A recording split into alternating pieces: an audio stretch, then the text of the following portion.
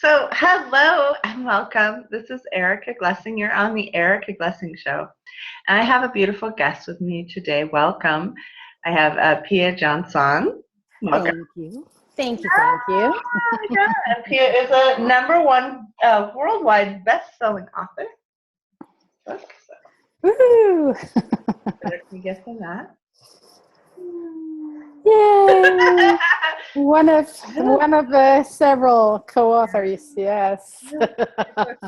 So, we're going to dive in today to this topic, and I was just we were chatting before about how this topic is just kind of like pulling energy to it. Like people are asking to change their financials, and they're asking to be in the healing space and to be who they are in the world and have ease with money.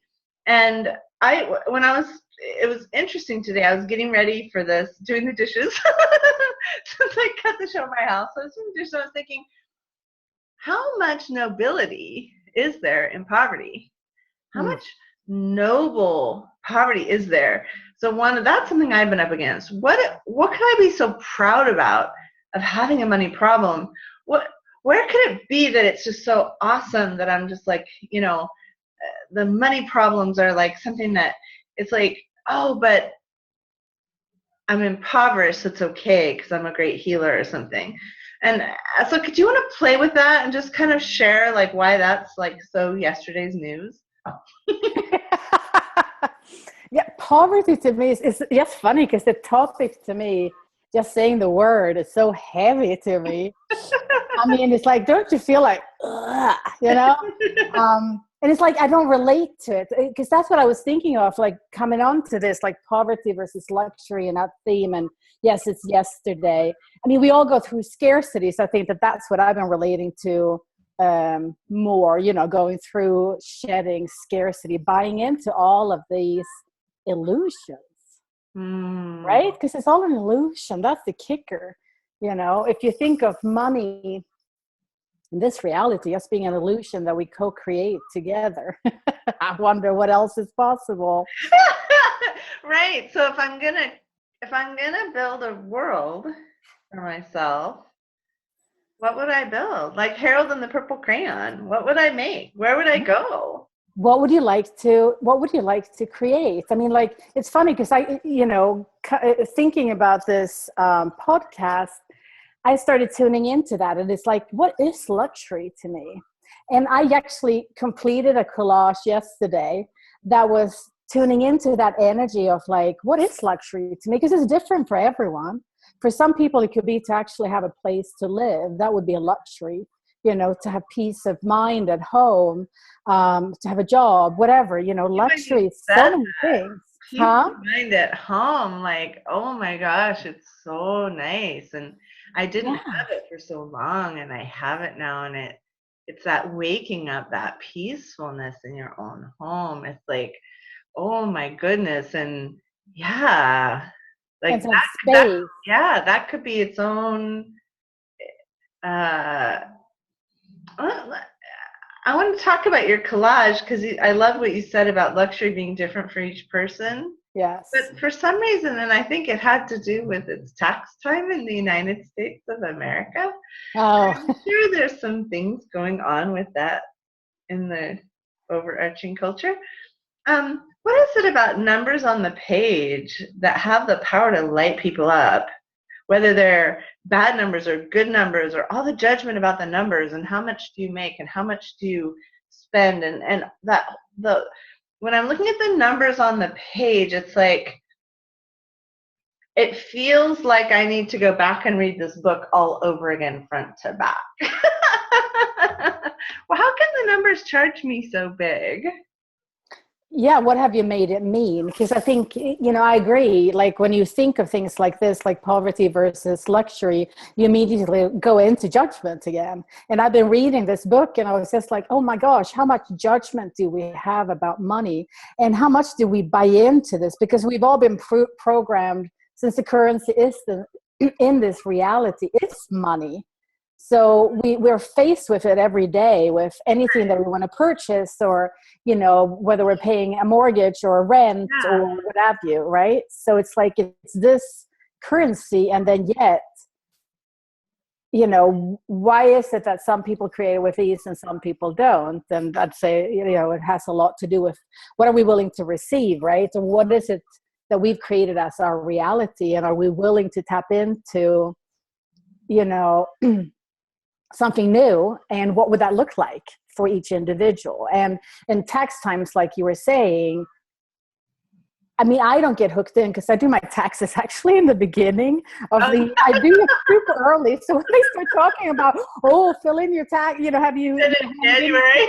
yeah, I'm like, that's so yesterday for me, because I did it 2 months ago. So I never get hooked into it, but I do notice that, you know, on TV, they start running it like everything related to taxes and money, and did you get money back, or are you paying money? So it becomes the conversation. So if you're in scarcity already, then it's easy to get hooked into that, right? And how can you get out of it?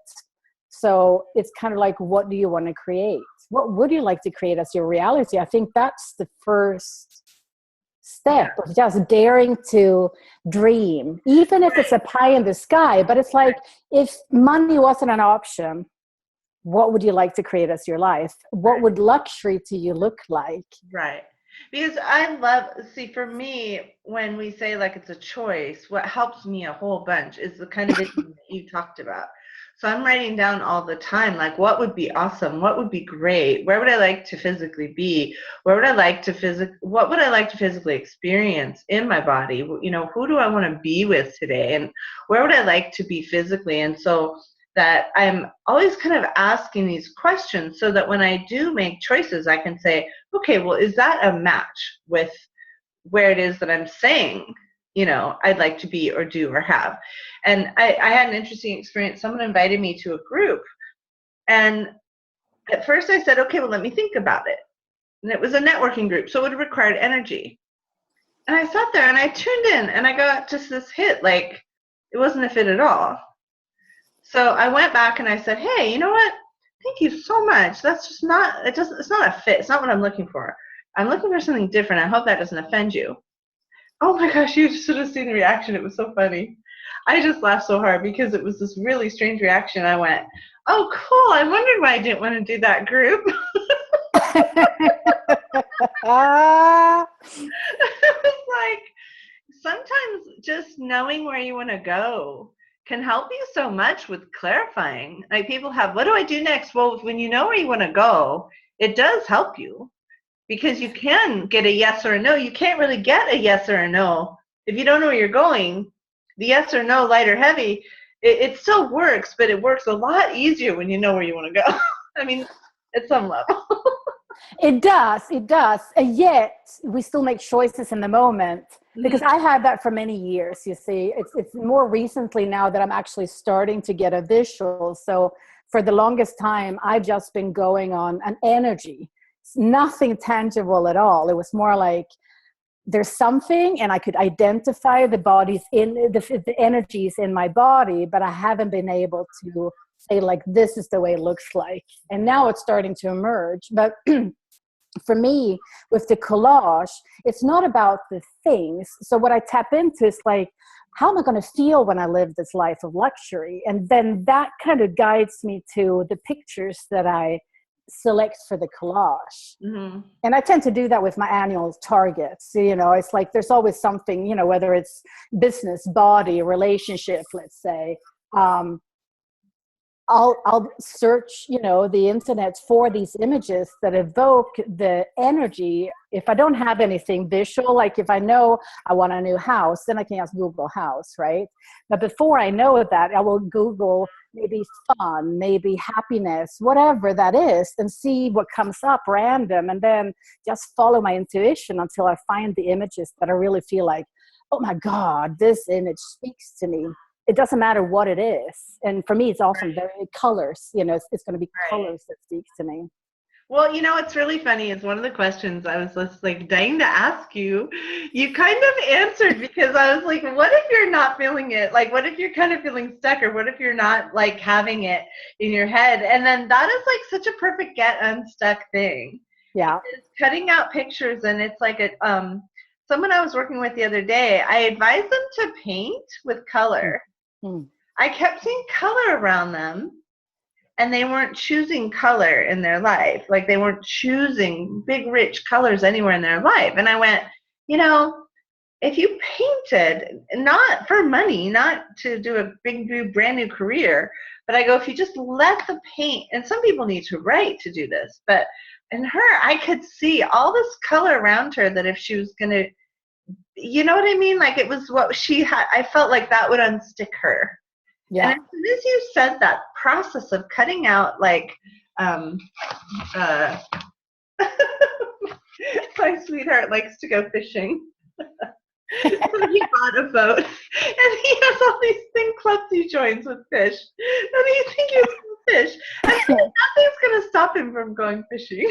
Like, he will definitely do that. Like, he just gets it and does it. It cracks me up, some people. They just know what they want to do, and then they just go, and then there's just nothing that stops them. Like, well, then break it down further, break it down further, break it down further. Tell me, how do you get bold enough? How is always a funny word, but how do you make the big asks? How do I make the big asks for myself? Because your life is so beautiful, right? Yeah, I mean, I have a great life, and sometimes it actually takes creating drama in life to appreciate, backwards, what you actually have created. Because that's kind of what I've done in recent months, because I've been in this queer of not having a tangible, clear target. Because when I have a clear target, I make it, I manifest it, right? I know. So I had to make it really hard for me. So it's like such a big excuse, but it's like, I don't know. And it's like, what do I know? I don't know. It's like, because you can ask those questions, what do you know that you don't want to acknowledge that you know, or whatever, and be sneaky with yourself. But to do the big asks, how do you just ask? What would it take to, create this? Because to me, again, it's like, if you anchor it from within, if there's a feeling, or if, let's say that you want to be happy, that's the biggest thing. And happiness to you looks like being on the beach. It could be living on the beach. It could going down to the beach, so it's kind of like, and then I ask, each time every time I'm in choice mode, it's like, if I do this, will it create more of this inner feeling, if you will? So it's not necessarily a big ask, because it's kind of, I think it starts sometimes with small steps, and that creates that big ask, right, unless you have the big ask up front. So if I know that I have a big, if I consider buying a house in Malibu big, which I do, that would be a big ask. I have it. It's been a big ask in the bit, I love Malibu. I can't believe you said that. I love that you said that, Pia. That just cracks me up. I had always wanted a house in Malibu. And then I stopped asking for it. I was like, that's so pie in the sky and everything. And then recently I've been like, well, maybe that's what my body wants. And so what's possible? And now my kids are getting closer to being out of school. So I was like, what's possible? And then I looked at the prices, and the least expensive one was like $4 million, more or less. It goes up to $50 million. Yeah. So I was like, well, what if I didn't see that as a big deal? Like, what if I just saw that as, oh, that sounds good? Like, I have 4 times whatever that number is already. And so I just kind of check, and it's like, here's the title. Here you go. I want it. What if it were easy? Because sometimes I hear people make things really hard. And then it's like, what if you didn't look at it like it was hard? Absolutely. Because it's our attitude that creates. Right. Really. Because if you have the attitude of that it's easy, then things happen, whether it's small or big. But if you buy into that being hard, and I think that again comes down to programming that we've had, that certain neighborhoods are considered more richy, and it's like exclusive, and that's part of the creation, right? The luxury feel that not everyone can afford to live there. So then if you don't have the money, let's say, then you think that you can't have it because you buy into the programming. But what if you then delete the programming or you just say, screw it, it's like, I'm having it. It's like, you can say what you want, but I have a funny story about that because I have a real estate license and I don't use it that often, but I had a friend who wanted a house. Mm-hmm. So they had the craziest list. It was like 2 stories. It had to face a park. Okay, it had to be. They didn't want neighbors across the street. Had to face a park. We had a price range. We were selling their house, so we had a little bit down, but not very much. Okay, and we're in the close to $1 million range we wanted to buy. Mm-hmm. And so it was the funniest things. The craziest list they had for this house had to be in a certain high school, which meant a very narrow little shoehorn, list of homes in certain zip code. And then they had gazillion children. I don't know how many children they have, but then they always had like exchange children. So their house just had a lot of children. So they needed a lot of bedrooms, a lot of bathrooms, which in the area of the Silicon Valley, it's hard to get big. A lot of things are small. Mm-hmm. Like a lot of things were built tight. Yeah. I find some of the Southern California were just built bigger, like down the desert, everything's built bigger. In this area, like everything was built more like New York City a little bit, or just a little bit more. So I swear to gosh, there's this sign on this house, and it's like the house. It's like the one they want. Knock on the door. The agent won't answer our calls. Knock on the door. No one speaks English in the house. Okay. Call the agent. He won't talk to me, and I can't promise it's because I wasn't his ethnicity, but so I had one of my friends who's an agent who's that background. I had her call. He goes, oh, I'd love to show you the house. I'm not kidding. She goes, but they only speak this language, so just make sure you go with them. So my friend, the one who wanted to buy the house, brought a friend with her who was bilingual. It was Vietnamese, bilingual. They go to the house together, love the house. It's the house. I swear to gosh, we bought an $800,000 house or $900,000 house, and it was 8 something, and we gave them $1,000. And then the agent, I don't know what planet he was on, but I mean, he didn't like my offer, but it wasn't a very good offer. I mean, it was like no money. It was like, but then we were giving them full price, but it would wait till their other house sold. In this area, that doesn't happen. Like everything moves too fast. It's like it doesn't happen. Well, I get the idea that I'm not sure the agent's talking to the owners because they're back east. So I think, well, what if I FedEx the offer and I just say, hey, by the way, just in case you guys are looking at lots of offers, I want to make sure you had it. So I shipped it to the owner directly. And we got it. So they gave like this tiny bit of money on this almost $1 million home, and it was like so much fun. And then their other house closed perfectly. We got like a perfect thing. They got the perfect house. And then I'm not kidding. This is like a year or two later. This was like 10 years ago. So a year or two later, she's in the garage. Her brother used to live there in the house. Oh, in that house? Yes. No kidding. Years ago. Years ago, it was owned by her uncle. Wow. So do you think it's like, I just got chills with that story, Pia, because I think what that means is like, don't count things out before you even know. And also consider this, that who does what house would like me to live there, right?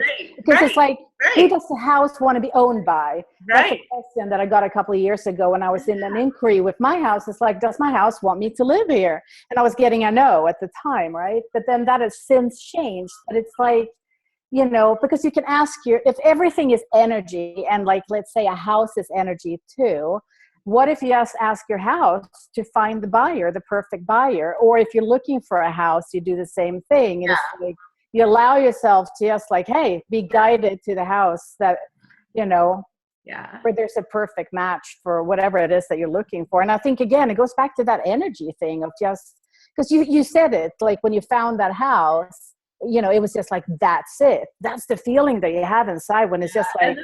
And then it was so funny because like it had been on the market a while, but of course there were so many obstacles to getting it. And my buyers, I would tell them the obstacles, and they were like, I swear to gosh, they were so funny. They were like, no, that's the house. So what can we do? How can you make the paper fit? Because we want it. And it was like the house wanted them. You could feel it. And the house loved the fact they had all those children. And now their kids are grown. They're in college. Everybody's like, it's been such a good house for them. And they have a lot of homeless kitties they house in the front yard of that house. And like, it really became like a really wonderful, filling, vibrational place. And so it was interesting. Like, if you had said, I'd like a 5 or 6 bedroom house in this zip code at this price, under $1 million, it was, under $1 million. I'd like it to be in this high school. I'd like to be across from a park. I mean, it'd be easy to lose hope. It'd be easy to go, that's not going to be possible. And then the minute you say that, like I could already feel it, then everything goes, okay, that's not possible. Okay. But once you say, Pia, for you, owning a home in Malibu or owning a home on that coastline is super light. And I also got Long Beach for you. And I got the whole beach is any of the beaches. Yeah. Like I got that walking to beaches. So even I got view, glass. So for you, I got a view, I got glass, expansive, but it doesn't have to be big. Is that right? Yeah, because for me, it's all the space and light. Yeah. And having the view so that I can have the peak of the ocean or even trees. It's like I just need to have nature closer to me, and having the beach as my backyard, if nothing else. It's funny, I have to show you. These are like two of the images that I included in my collage. Nice. But it's like, it's just having this feel of like, my company has like space to play, right? So every company name that I've had has always been like what I'm looking for. And for me, space. And space is big time. And it can be physical space, but it can also be the feeling of space. Like sometimes, it's the color choices in your home or whatever that can make you feel that way too, right? Right. I love it. So for those people who got kind of turned on when I did like, how do I break up with poverty? So if I like hear what you're saying, and it sounds like really good, like, yum, like, oh, and then how do I kind of break through whatever, it's like, it feels almost like silt or patterns that have like, and I know I make all my own choices, but it's somehow like things that have kept me in. Do you see what I'm saying? Like, that's the impression I get when I look at like, and I never know if it's like who I'm getting this from, like who's listening or watching. So what is it when you're in that place that you just feel like you can't like break it open? You just feel like like she hears you saying that and goes, I can never have that. Or do you know what I'm saying? Yeah, I think it starts, first of all, do you want to change? Is now the time? Are you ready to take the actions that are required for you to shift this? Because if you don't want to, you don't want to push things, right? Because sometimes it's like we need to be in poverty or scarcity a little longer. And when we're ready to deal with it, we deal with it. We're ready to face it. Because when you shift, everything's different. It's like, and it's an interesting journey because it's kind of like surrender, right? You can't force surrender. It's like, and even when you think you've surrendered, you notice that, no, there's more pieces to it, right? But it's a journey we all have to do. It's like we have to face a lot of things during our life. And one of those things with breaking up with poverty is kind of like, am I ready? Am I willing to do whatever it takes? Am I willing to take the extra job? Am I willing to go out and knock on doors or put up flyers or do whatever it is, depending on what the skill set is of each individual? Am I willing to ask for help? It's like, if you don't communicate with anyone, how do they know that you need help or that you desire help? Because I think that's the biggest thing. Many of us desire to help people, but it's a big difference helping people that want to be helped and helping people that are just not there. Yeah, I love that. I love that. And one of the things for I'll just switch it around and talk to the healers and the other teachers who are listening, because I feel like we have a big audience of healers and teachers. And there is that frustration when someone says, oh, please help me with this. And then they're so embedded in it. So that's kind of an interesting question. What do you do when you're helping someone and they're just too hard-headed to get help? You let them just be. I mean, because I've worked with someone close, like very close to me, and I just had to surrender. It looks for me just like just listening to that person, because there's power to listening to someone as well. Because the second you speak, whatever is in your brain and your heart, you kind of catch yourself. If you're ready, it's like, what am I saying? It's not even my belief. Is this really what I think? And that could be a wake-up call for the individual, I think. Because you can't force people. I mean, I'm of the opinion nowadays that, if they don't want help, and I'm not going to sit and suffer with you. I'm going to actually go and create and inspire you to come along. But I'm not going to, stop myself, because I've done that a lot, which I think many healers do, or those of us that are empaths and who care about people and want to help.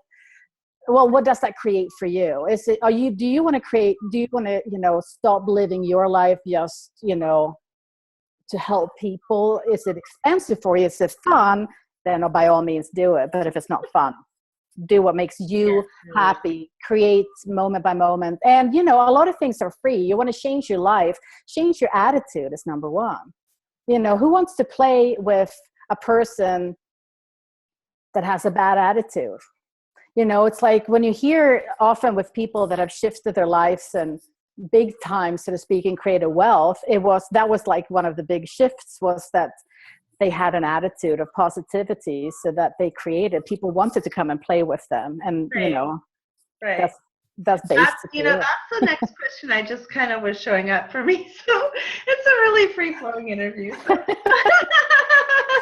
I think one of the questions that was showing up for me was, if I am someone with a small business, seems like a lot of people I've been talking to lately have small businesses, and they're kind of like, how do I generate more from that? Or how do I take my small business that maybe some of them had like part-time businesses, or they had another job, and a couple of my guests on the show that I've been working with have been like starting their fledgling business. What are some of the things you recommend for them to really kick what in their business space? Well, talk to your business, first of all. So are you clear? And it's funny, I was listening to this branding webinar earlier today that is really interesting. She's called Danielle Miller, actually, Smarty Pants, something branding. Oh yeah, I sent her over there. Yeah. Yeah, that's right. You were the one posting that link. It was really cool because she brings a different perspective, and together with other things that I also look at, because I've been working with small businesses a lot, throughout my life, and making them bigger, so to speak. And the key is obviously first finding your identity. So just like you do as the being, it's like, what are your unique talents? What is it that your business is asking for? And where does your business want to play? And then it's again, I think, coming from within. It's like, once you're clear of your target audience, let's say that you want to work with kids, okay, then connect with the schools and see if you can do some after school activities where you can or connect with parents of kids, right? And see, to promote yourself, put up notes on the note, on bulletin boards or what have you, right? So I don't know if that answers what you were kind of. Well, I mean, I really just what it sounded like, and what I completely believe in also, so it fit perfectly, is just like take inspired action. Yeah. It's like, it's all very good to sit there and say, oh, business, what do you want from me? But like, my business asked for me to have this book created. Yeah. And then I went, I have these other things I was doing, like there's this other book named Play that has to get done, and then there's this other thing I'm doing, and blah, blah. And this book was really insistent that it be born. And so I sat there with it and I listened to it. And then it has a lot of authors, and sometimes like my books have like 10 authors. And this one had more. And it was really interesting, but I just kept tuning into it. And then and then I kind of gave it some free rein. Like I gave it some room to play. Like I didn't.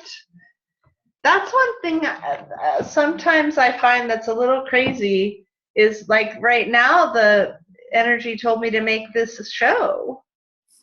And then I was kind of like, okay, well, I personally like a really nice TV studio. And I like someone doing my face. And I like someone helping me with my outfit, even though I like choosing my own colors. But I like someone helping me. And so I was like, okay. And then I like someone holding the camera so I'm not going like this all the time with my camera. And the show was like, you know what?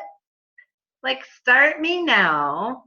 And then I'll keep morphing and then bring in good people. So I'm bringing in like insanely talented people like Pia, like you, like insanely talented people showing up to the show in the very beginning of it. Like we've just started the show and I'm getting like this insane talent. Like, oh my gosh, I am blown away by the talent that the show's attracting already. Does that make sense? Yeah. And I guess the reason I'm making this long sentence is to say like when you do follow the energy, like what miracles can show up that you didn't even know were possible. Absolutely. And I find that often because for me, it's definitely like that. Like I've been in a cocoon phase for a long time. And then in the last month or so, I've been like bustling with energy, right? But all of a sudden it's like, I'm taking actions like this and it's not linear. That's the thing. And I've been willing to I have been living non-linearly, if you will, for the past 15 years, I'd say at least. Wow. And so that's the freedom as well. Like, I mean, I have structure because I have a day job, if you will. But when it comes to my personal life, it's all non-linear. I have to feel it to do it. And when I get that inspired action, often it's like the more I have cooking, the more ideas come to me. So I write it down so that I don't forget about it, But absolutely. I want to bring up just as a fun little note to the listeners, not a have to. Tell me about your experience and your willingness to be photographed professionally, because those photographs are amazing.